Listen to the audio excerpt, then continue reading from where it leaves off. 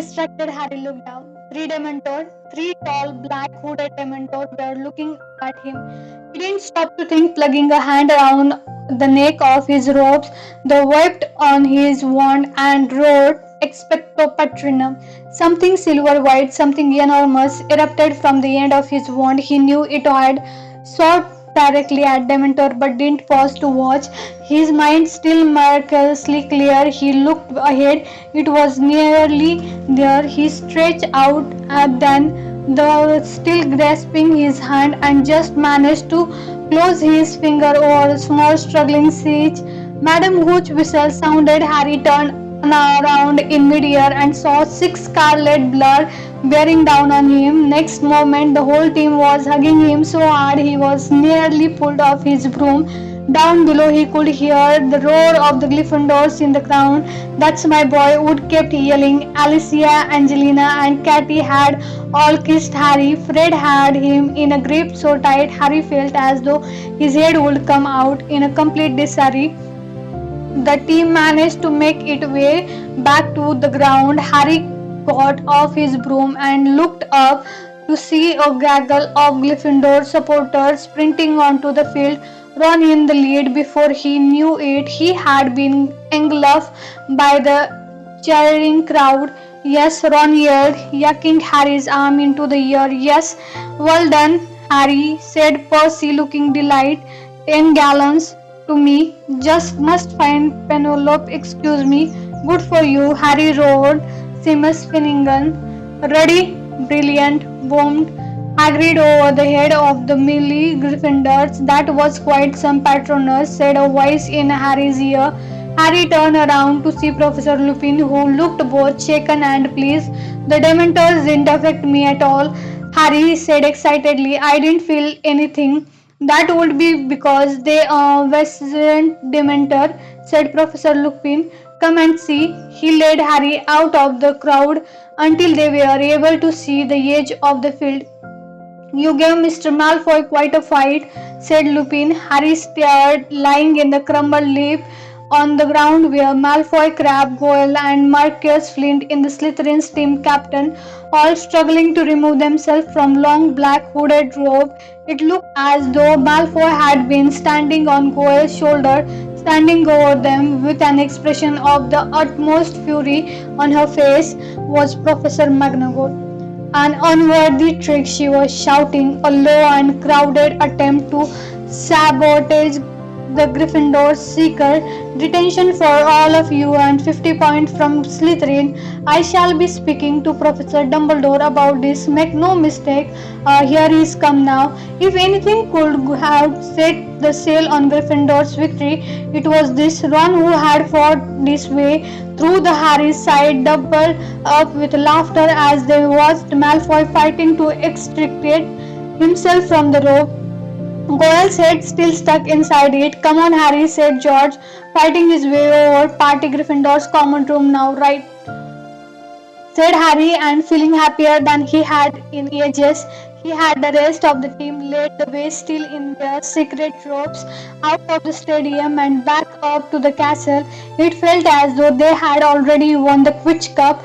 The party went on all day and well into the night. Fred and George Weasley disappeared for the couple of hours and returned with armful of bottle of butt beer, pumpkin fizz, and several bags full of honey duck sweets. How did you do that? Squealed Angelina Johnson as George started throwing peppermint toads into the crowd. With a little help from Moni, Wardtail, Padfoot, and Prongfade muttered in Harry's ear. Only one person was joining in the festival. Hermione, incredibly, was sitting in the corner, attempting to read an enormous book entitled Home Life and Social Habit of British Muggles. Harry broke away from the table where Fred and George had started juggling but beer bottle and went over to her. Did you even come to the match? He asked her. Of course I did, said Hermione in a strangely high-pitched voice, not looking up. And I am very glad we won, and I think you did really well, but I need to read this by Monday. Come on, Hermione, come and have some food, Harry said, looking over at Ron and wondering whether he was in good enough mood to bury the hatchet. I can't hurry. I have still got 422 pages to read, said Hermione, now sounding slightly hysterical. Anyway, she glanced over at Ron too. He doesn't want me to join in. There was no arguing with this as Ron chose that moment to say loudly, if Scabber hadn't just been eaten, he could have had some of those fudge flies. He used to really like them. Hermione burst into tears before Harry could say or do anything. She tucked the enormous book under her arm and, still sobbing, ran toward the staircase to the girls' dormitory and out of sight. Can't you give her a break? Harry asked Ron quickly. No, said Ron flatly. If she just acted like she was sorry, but she'll never admit she's wrong. Hermione, she's still acting like a scabber has gone on vacation or something. The Gryffindor party ended only when Professor McGonagall got up in her tartan dressing gown and her hair knit at 1 of the morning to insist that they all go to bed. Harry and Ron climbed the stairs to their dormitory, still discussing the match. At last, exhausted, Harry climbed into bed, twitched the hanging of his four-poster shut to block out a ray of morning light, lay back and felt himself almost instantly drifting off to sleep. He had a very strange dream. He was walking through a forest, his firebolt over his shoulder, following something silver white. It was winding its way through the trees ahead, and he could only catch a glimpse of it between the leaves. Anxious to catch up with it, he sped up, but as he moved faster, so did his quarry. Harry broke into run, and ahead he heard hoofs gathering speed. Now he was running flat out, and ahead he could hear galloping. Then he turned a corner into clearing. No, Harry woke as suddenly as though he had been hitting in a face. Deserted in the total darkness, he fumbled with his hanging. He could hear movement around him and Seamus Finnegan's voice from the other side of the room. What's going on? Harry thought he heard the dormitory door slammed at last, finding the divide in his curtain, the ripped them back, and at the same moment Dean Thomas lit his lamp. Ron was sitting up in bed and the hanging torn from the side, a look of utmost terror on his face. Black Cyrus, black with a knife. What? Here just now slashed the curtain, woke me up. You sure you weren't dreaming, Ron? Said Dean. Look at the curtain, I tell you he was here. They all scrambled out of bed. Harry reached the dormitory door first and they sprinted back down. The staircase door opened behind them and sleepy voice called after them. Who shouted? What are you doing? The common room was lit with the glow of the dying fire, still littered with the debris from the party. It was deserted. Are you sure you weren't dreaming, Ron? I'm telling you I saw him. What's all this noise? Professor McGonagall told us to go to bed. A few of the girls had come down their staircase, pulling a dressing gown and yawning. Boys too were drapery. Excellent. Are we crying on? Said Fred Wesley brightly. Everyone back upstairs, said Percy, hurrying into the common room and pinning his head boy page on his pajama as he spoke. Percy Cyrus Black, said Ron faintly, in our dormitory with a knife, woke me up. The common room went very still. Nonsense, said Percy, looking startled. You had too much to eat, Ron. Had a nightmare, I'm telling you. Now really enough, enough. Professor McGonagall was back. She slammed the portrait behind her as she entered the common room and stared furiously around. I am delighted that Gryffindor won the match, but this is getting ridiculous, Percy. I expect better of you. I certainly didn't authorize this, Professor, said Percy, puffing himself up indignantly. I was just telling them all to get back to bed. My brother Ron here had a nightmare. It wasn't a nightmare, Ron yelled. Professor, I woke up and Cyrus Black was standing over me holding a knife. Professor McGonagall stared at him. Don't be ridiculous, Weasley. How could he possibly have gotten through the portrait hole? Ask him, said Ron, pointing at shaking figure at the back of Cyrus Sir Cadgon's picture. Ask him if he saw. Glaring suspiciously at Ron, Professor McGonagall pushed the portrait back open and went outside. The whole common room instead with bated breath. Sir Cadogan, did you just let a man enter Gryffindor Tower? Certainly, good lady, cried Sir Cadogan. There was a stunned silence both inside and outside the common room. You did, said Professor McGonagall. But the password, he had them, said Sir Cadogan proudly. Had the whole works by lady. Read off a little piece of paper. Professor McGonagall pulled herself back through the portrait hole to face the stunned crowd. She was white as chalk. Which person, she said, her voice shaking. Which absolutely foolish person wrote down this week's password and left them lying around? There was a utter silence broken by the smallest of terrified squawk. Neville Longbottom, trembling from head to fluffy slipper toes, raised his hand slowly into the air. That's it for today. Thank you so much. Stay tuned for next chapter. Till then, see ya. Bye bye. Chapter 14. Snape's Grudge. No one in the Gryffindor Tower slept that night. They knew that the castle was being searched again, and the whole house stayed awake in the common room, waiting to hear whether Jack had been caught. Mr. McGonagall come back at dawn to tell them that he had again escaped. Throughout the day, everywhere they went, they saw sign of dire security.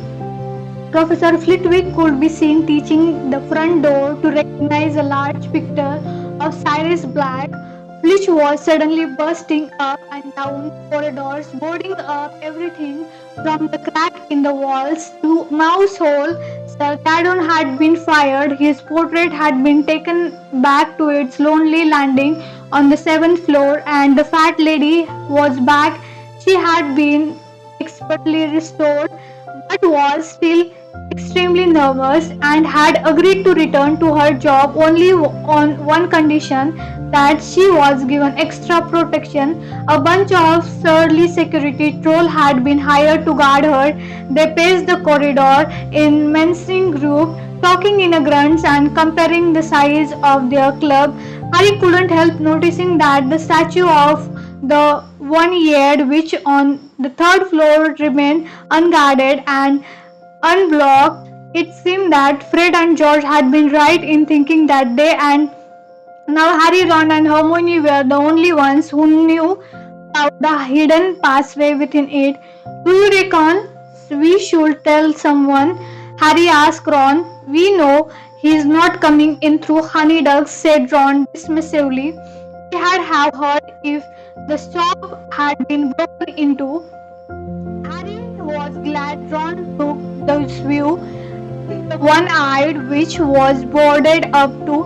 He was never be able to go to Hogsmeade again. Ron had become an instantly celebrity for the first time in his life. People were paying more attention to him than to Harry, and it was clear that Ron was rather enjoying the experience through.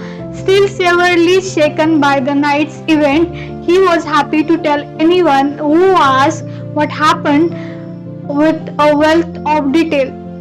I was asleep and I heard his ripping noise and I thought it was in my dream, but then there was this draft. I woke up and one side of the hanging on my bed had been pulled down. I rolled over and saw him standing over me like a skeleton with lots of 50 hair, holding this great long knife, must have been 12 inches, and he looked at me and I looked at him, and then I yelled and he scampered. Why, though, Ron added to Harry as the group of second-year girls who had been listening to his chilling tale desperate. Why did he run? Harry had been wondering the same thing. Why had Black, having got the wrong bed, not silence Ron and proceed to Harry? Black had proved 12 years ago that he didn't mind murdering innocent people, and this time he had been facing 5 unarmed boys, 4 of whom were asleep. He must have known he had a job getting back out of the castle once you had yelled and woke people up," said Harry thoughtfully. He have had to kill the whole house to get back through the portrait hole. Then he wouldn't have met the teachers. Neville was in total disgrace. Professor McGonagall was so furious with him. She had banned him from all future Hogsmeade visits, give him a detention, and forbidden anyone to give him the password into the tower. Poor Neville was forced to wait outside the common room every night for somebody to let him in, while the security troll leered unpleasantly at him. None of these punishments, however, came close to matching the one his grandmother had in store for him. 2 days after Brack's break-in, she sent Neville the very worst thing a Hogwarts student could receive over breakfast, a holler. The school owl soared into the great hall carrying the mail as usual as Neville choked as a huge barn owl landed in front of him. A sacred envelope clutched in its beak. Harry and Ron, who were sitting opposite him, recognized the letter as Holler at once. Ron had got one from his mother the last year. Run for it, Neville, Ron advised. Neville didn't need telling twice. He seized the envelope and holding it before him like a bomb sprinted out of the hall. While the Slytherin table exploded with laughter at the sight of him, they heard the holler go off into the entrance hall. Neville's grandmother's voice, magically magnified to 100 times its usual volume, shrieking about how he had brought shame on the whole family. Harry was too busy feeling sorry for Neville to notice immediately that he had a letter too. Hedwig got his attention by nipping him sharply on the wrist. Ouch! Oh, thanks, Hedwig. Harry tore upon the envelope while Hedwig helped herself to some of Neville's cornflakes. The note inside said, "Dear Harry and Ron, how about having a tea with me this afternoon round 6? I'll come and collect you from the castle. Wait for me in the entrance hall. You are not allowed out on your own." "Cheers, Hagrid. You probably want to hear all about Black," said Ron. So at 6 o'clock that afternoon, Harry and Ron left Gryffindor Tower, past the security troll at a run, and headed down to the entrance hall. Hagrid was already waiting for them. "All right, Hagrid," said Ron's oppose. "You want to hear about Saturday night, do you?" "I have already heard all about it," said Hagrid, opening the front door and lending them outside. "Oh," said Ron, looking slightly put out. The first thing they saw on entering Hagrid's cabin was Buckbeak, who was stretching out on the top of Hagrid's patchwork quill, his enormous wing folded tight to his body, enjoying a large plate of dead friends. Averting his eyes from his unpleasant sight, Harry saw a gangetic hair, brown suit, and a very horrible yellow and orange tie hanging from the top of Hagrid's wardrobe door. "What are they for, Hagrid?" said Harry. "Buckbeak's case against the Committee for the Disposal of Dangerous Creatures," said Hagrid. "This Friday him and me'll be going down to London together. I'll book 2 beds on the night bus." Harry felt a nasty pang of guilt. He had completely forgotten that Buckbeak's trial was so near, and judging by the uneasy look on Ron's face, he had to. They had also forgotten their promise about helping him prepare Buckbeak's defense. The arrival of Firebolt and drives it clean out of their minds. Hagrid poured them tea and offered them a plate of bath buns, but they knew better than to accept. They had had too much experience with Hagrid's cooking. "I got something to discuss with you two," said Hagrid, sitting himself between them and looking uncharacteristically serious. "What?" said Harry. "Hermione," said Hagrid. "What about her?" said Ron. "She is in a rich state, that's the what. She's been coming down to visit me a lot since Christmas. Been feeling lonely. First you weren't talking to her because of the firebolt. Now you are not talking to her because of her cat." "It's Cabber," Ron interjected angrily. "Because her cat acted like all cats do," Hagrid continued doggedly. "She's cried a fair few times, you know. Going through a rough time at the moment. bitten off more and she can chew. If you ask me, all the work she has tried to do, still found time to help me with Buckbeak's case. Mine, she's found some really good stuff for me. Reckon he'll stand a good chance now. Agreed, we should have help as well. Sorry, Harry began awkwardly. I'm not blaming you, said Hagrid, waving Harry's apology aside. God knows you have had enough to be getting on with. I have seen you practicing Quidditch every hour of day and night, but I got to tell you, I thought you two would value her, your friend, more than a broomstick or a rat. That's all. Harry and Ron exchanged uncomfortable looks, really upset. She was when Black nearly stabbed you, Ron. She got her heart in the right place. Hermione has an you two not talking to her. If she had just get rid of that cat, I had speak to her again, Ron said angrily, but she is still sticking up for it. It's a manica and she won't hear a word against it. Well, people can be a bit stupid about their pets, said Hagrid wisely behind him. Buckbeak spat a few words borne onto Hagrid's pillow. They spent the rest of their visit discussing Gryffindor's improved chance for the Quidditch Cup. At 9 o'clock, Hagrid walked through back up to the castle. A large group of people was bunched around the bulletin board when they returned to the common room. Hogsmeade next weekend, said Ron, craning over the heads to read the new notice. What do you reckon? He added quickly to Harry as they went to sit down. Well, Bleach hasn't done anything about the passage into Honeyduck, Harry said even more quietly. Harry said a voice in his right ear. Harry started and looked around at Hermione, who was sitting at the table right behind them and clearing a space in the wall for books that had been hiding her. Harry, if you go into Hogsmeade again, I'll tell Professor McGonagall about that map, said Hermione. Can you hear someone talking, Harry? Growled Ron, not looking at Hermione. Ron, how can you let him go with you after what Cyrus Black nearly did to you? I mean it, I'll tell. So now you are trying to get Harry expelled, said Ron furiously. Haven't you done enough damage this year? Hermione opened her mouth to respond, but with a soft hiss, Crookshank leapt onto her lap. Hermione took one frightened look at the expression on Ron's face, gathered up Crookshank, and hurried away toward the girls' dormitory.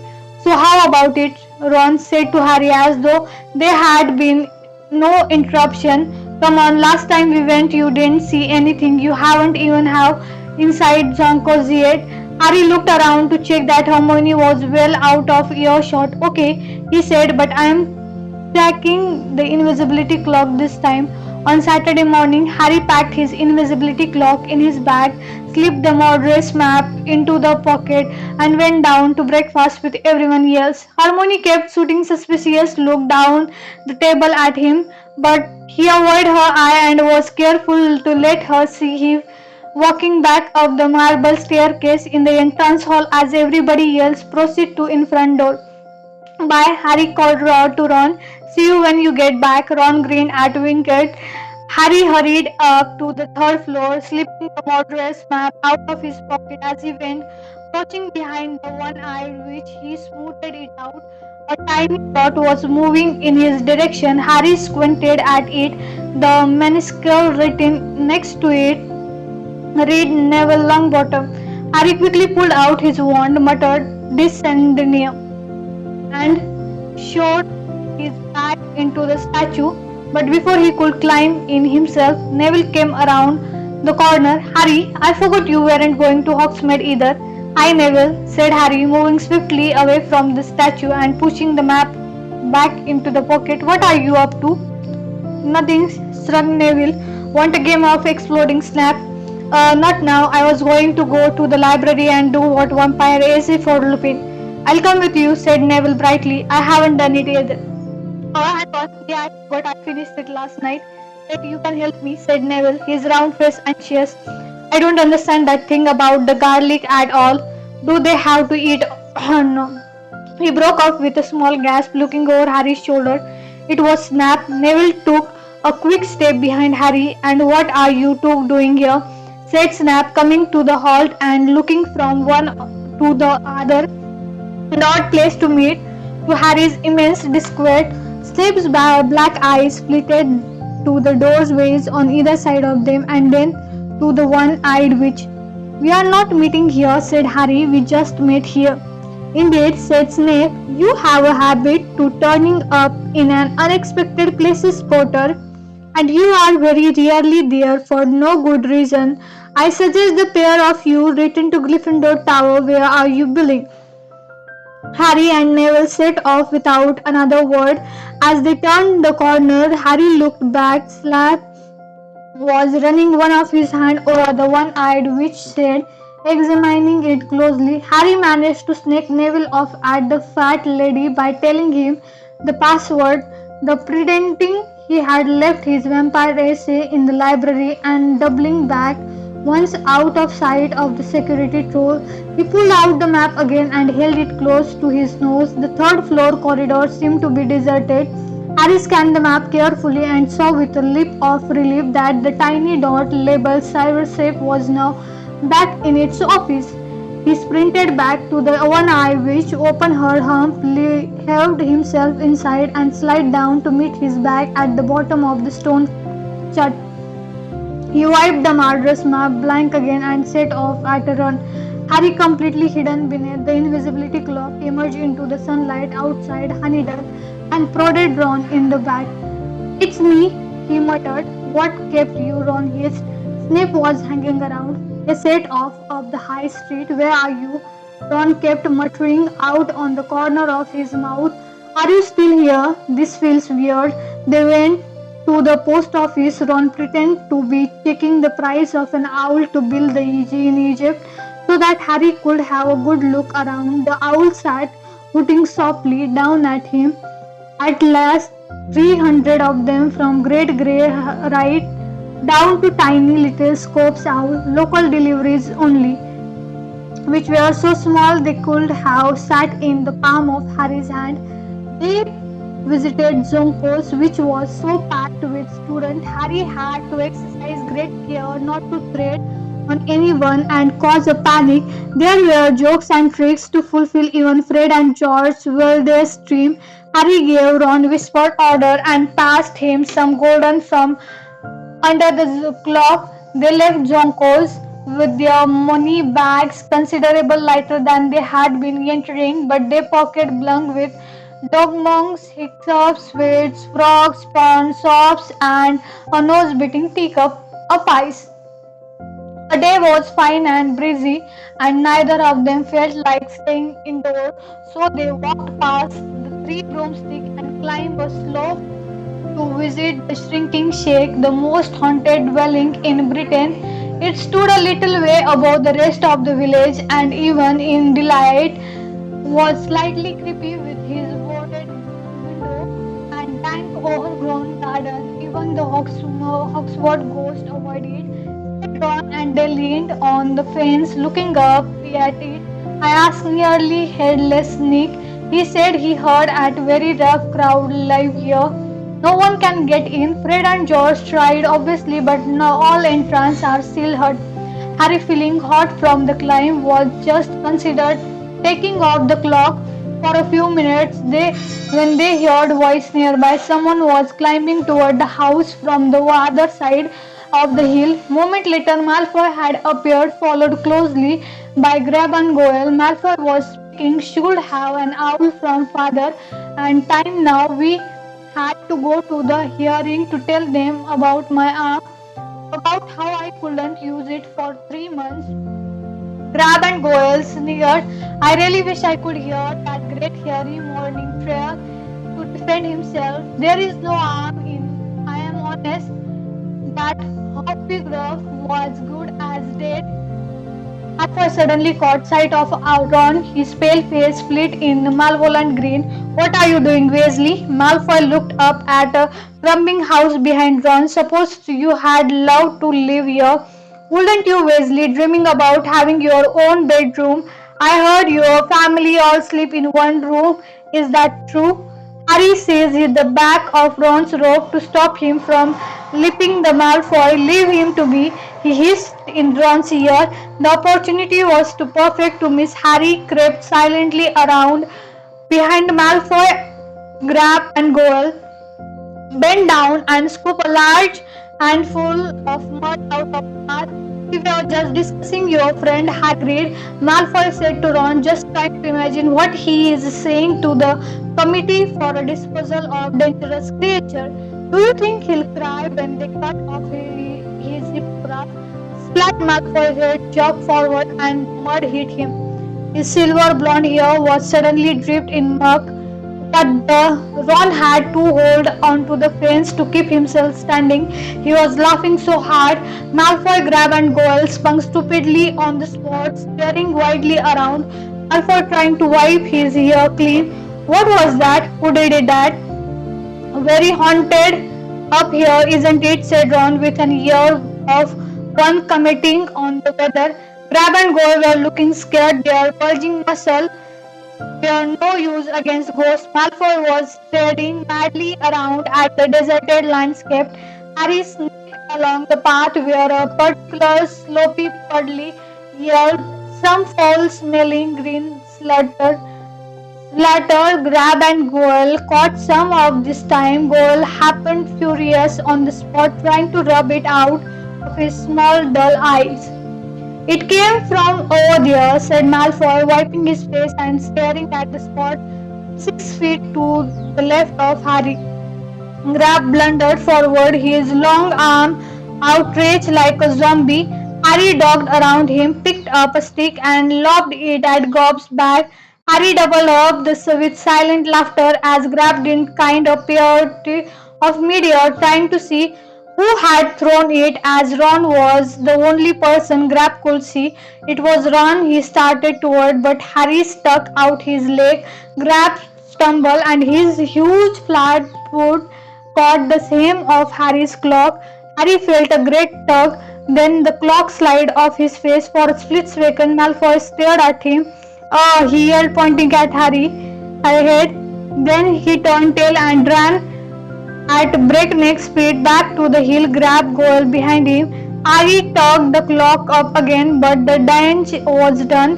"Harry," Ron said, stumbling forward, staring hopeless at the point where Harry had disappeared. "You had better run for it. If Malfoy tells anyone, you had better get back to the castle quick." "See you later," said Harry, and without another word, he tore back down the path towards Hogsmeade. Would Malfoy believe what he had seen? Would anyone believe Malfoy? Nobody knew about the invisibility clock. Nobody except Dumbledore. Harry's stomach turned over. Dumbledore would know exactly what had happened if Malfoy said anything. Back into Honeyduck, back down the cellar steps, across the stone floor, through the trapdoor. Harry pulled off the clock, tucked it under his arm, and ran flat out along the passage. Malfoy would get back first. How long would it take him to find a teacher? Panting a sharp pain in his side, Harry didn't slow down until he reached the stone slide. He would have to leave the clock where it was. It was too much of a greenway in case Malfoy had tripped off a teacher. He hid it in a shadow corner, when started to climb fast as he could. His sweaty hand slipped on the slide of the cut. He reached the inside of the witch hunt, tapped it with his wand, stuck his head through and hoisted himself out and humped close, and just as Harry jumped out from the statue, he heard quite Stitch approach. It was Snape. He approached Harry at a swift walk, his black robe swinging, then stopped in front of him. "So," he said. There was a look of suppressed triumph about him. Harry tried to look innocent, all too aware of his sweaty face and his muddy hand, which he quickly hid in his pocket. "Come with me, Potter," said Snape. Harry followed him downstairs, trying to wipe his hand clean on the inside and his robes without Snape noticing. They walked down the stair and dug and then into Snape's office. Harry has been in here only once before, and he had been in very serious trouble then too. Snape had acquired a few more slimy horrible things in jars since last time, all standing on slaved behind his desk, glitting in the fire's light. and adding to the threatening atmosphere. Sit, said Snape. Harry sat. Snape, however, remained standing. Mr. Malfoy had just been to see me with a strange story, Potter, said Snape. Harry, didn't anything he tells me that he was up by the shrinking shake when he ran into Weasley, apparently alone. Still, Harry didn't speak. Mr. Malfoy stated that he was standing talking to Weasley when a large amount of mud hit him in the back of the head. How do you think that could have happened? Harry tried to look mildly surprised. I don't know, Professor. Snape's eyes were doing into Harry's. It was exactly like trying to stare down a hippogriff. Harry tried hard not to blink. Mr. Malfoy then saw an extraordinary appreciation. Can you imagine what it might be, Harry Potter? No, said Harry, now trying to sound innocent, curious. It was your head, Potter, floating in midair. There was a long silence. Maybe he had better go to Madame Pomfrey, said Harry. If he's saying things like, what would your head have been doing in Hogsmeade, Potter? Said Snape softly. Your head is not allowed in Hogsmeade. No part of your body has permission to be in Hogsmeade. I know that, said Harry, striving to keep his face free of guilt or fear. It sounds like Malfoy is having hallucinations. Malfoy is not having hallucinations, sneered Snape, and he bent down a hand of each arm of Harry's chair so that their faces were a foot apart. If your head was in Hogsmeade, so was the rest of you. I have been in the Gryffindor Tower, said Harry, like you told. Can anyone confirm that? Harry didn't say anything. Snape's thin mouth curled into a horrible smile. So he said, "Tighten up again. Everyone from the Ministry of Magic downward has been trying to keep famous Potter safe from Sirius Black. But famous Harry Potter is a law into himself. Let the ordinary people worry about his safety. Famous Harry Potter goes where he wants to, with no thought for the consequences." Harry stayed silent. Snape was trying to provoke him into telling the truth. He wasn't going to do it. Snape had no proof yet. How extraordinary like your father you are, Potter, Snape said suddenly, his eyes glinting. He too was exceeding arrogant. A small amount of talent on the Quidditch field made him think he was a cut above the rest of us too. Strutting around the place with his friend and admires the resemblance between you is uncanny. My dad didn't stand, said Harry, before he could stop himself, and neither do I. Harry rather didn't set much store by rules either. Snape went on pressing his advantage, his thin face full of malice. Rule were for lesser mortar, not Quidditch Cup winner. His head was so swollen. Shut up. Harry was suddenly on his feet, raised such as he had not felt since his last night in private drive was coursing through him. He didn't care that Snape's face had gone haggard, the black eyes flashing dangerously. What did you say to me, Potter? I told you to shut up about my dad, Harry yelled. I know the truth all right. He saved your life. Dumbledore told me you wouldn't even be here if he wasn't my dad. Snape's swallow skin had gone the color of sour milk. And did the headmaster tell you the circumstances in which your father saved my life? He whispered, or did he consider the detail too unpleasant for precious Potter's delight ear? Harry bit his lip. He didn't know what had happened and didn't want to admit it, but Snape seemed to have guessed the truth. I would hate for you to run away with a false idea of your father, Potter, he said, a terrible grin twisting his face. Have you been imagining some act of glorious heroism? Then let me correct you. Your saintly father and his friend played a highly amusing joke on me that would have resulted in my death if your father hadn't got cold feet at last moment. There was not hanging brave about what he did. He was saving his own skin as much as mine. Had your joke succeeded, he would have been expelled from Hogwarts. Snape's uneven yellowish teeth were bared. Turn out your pocket, Potter, he spat suddenly. Harry didn't move. There was a pounding in his ear. Turn out your pocket or we go straight to the headmaster. Pull them out, Potter. Cold with head red, Harry pulled out the bag of Zonko's strict and murderous map. Snape picked up the Zonko's bag. Ron gave them to me, said Harry, praying he had get a chance to trip Ron off before Snape saw him.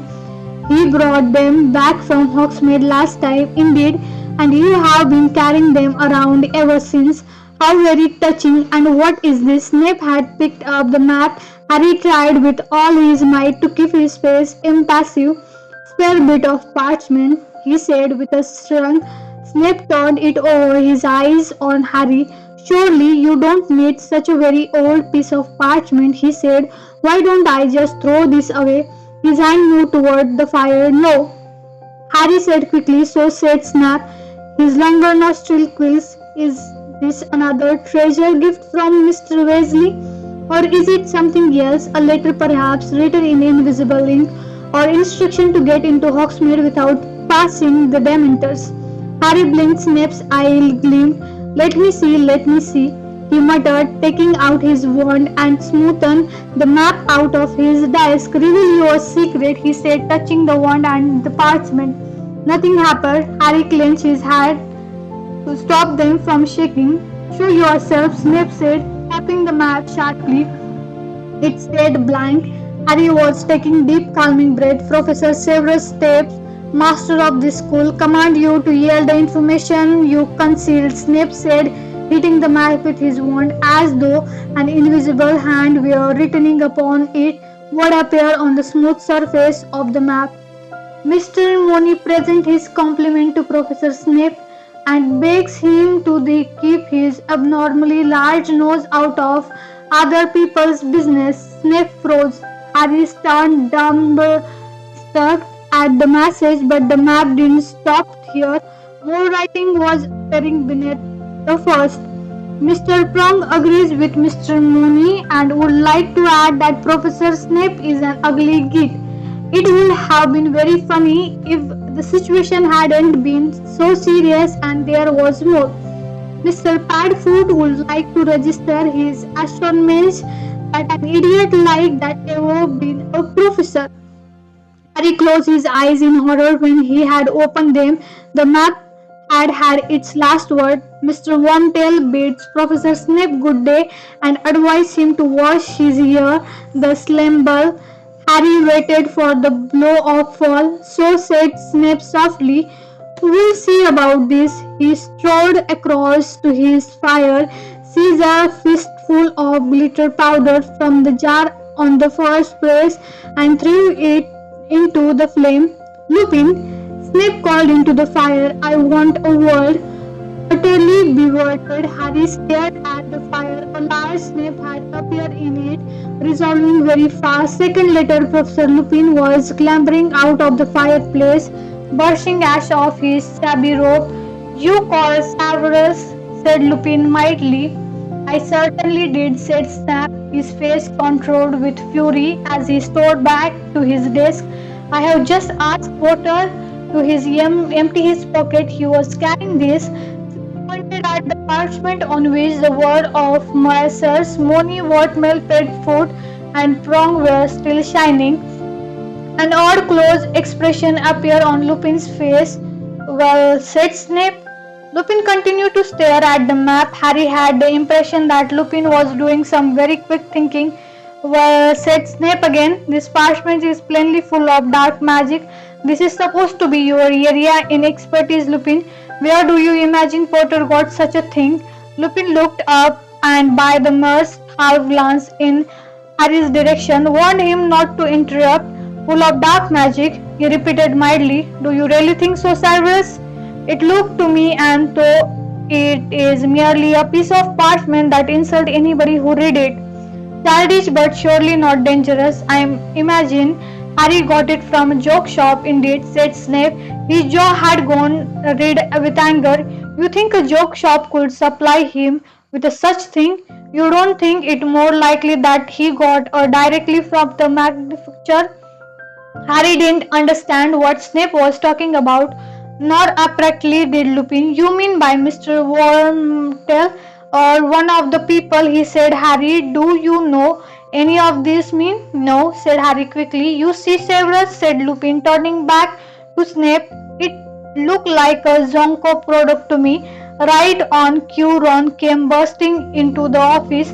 He was completely out of breath and stopped just short of Snape's desk, clutching the screech in his chest and trying to speak. I gave Harry that stuff. He talked about it in Zonko's ages ago. Well said, Lupin, clapping his hand together and looking around cheerfully. That seemed to clear that up. Severus, I'll take this back and shall I? He folded the map and tucked it inside his robes. Harry, Ron came with me. I need a word about my vampire essay. Excuses, Severus. Harry didn't dare look at Snape as they left his office. He, Ron and Lupin walked all the way back into the entrance hall before speaking. Then Harry turned to Lupin. Professor, I don't want to hear explanations, said Lupin shortly. He glanced around an empty entrance hall and lowered his voice. I happen to know that this map was confiscated by Mr. Flitch many years ago. Yes, I know it's a map, he said as Harry and Ron looked amazed. I don't want you to know how it fell into your possession. I am, however, astonished that you didn't have it in a particular after what happened the last time I student left information about the castle lying around, and I can't let you have it back, Harry. Harry had expected that and was too keen for explanation to protest. Why did Snape think I had got it from the manufacturer? Because Lupin hesitated, because the makers would have mattered to lure you out of school. They had think it extremely entertaining. Do you know them? Said Harry, impressed. We have met, he said shortly. He was looking at Harry more serious than ever before. Don't expect me to cover up you again, Harry. I cannot make you take Sirius Black seriously, but I would have thought that what you have heard when the Dementors draw near you would have had more of an effect on you. Your parents give their lives to keep you alive, Harry. A poor way to repay them, gambling their sacrifice for a bag of magic tricks. He walked away, leaving Harry feeling worse by far than he had at any point in Snape's office. Slowly, he and Ron mounted the marble staircase as Harry passed the one eye which he remembered the invisibility clock. It was still down there, but he didn't dare go and get it. It's my fault, said Ron abruptly. I persuaded you to go. Lupin's right, it was stupid. We shouldn't done it. He broke off. They reached the corridor where the security trolls were pacing and Hermione was walking toward them. One looked at her face, convinced Harry that she had heard what had happened. His heart plummeted as he told Professor McGonagall, "Come to have a good lord," said Ron savagely as she stopped in front of them. "Or have you just been to tell on us?" "No," said Hermione. She was holding a letter in her hand and her lip was trembling. "I just thought you ought to know. Hagrid lost his case. Buckbeak is going to be executed." That's it for today. Thank you so much. Stay tuned for next chapter. Till then, see ya. Bye bye.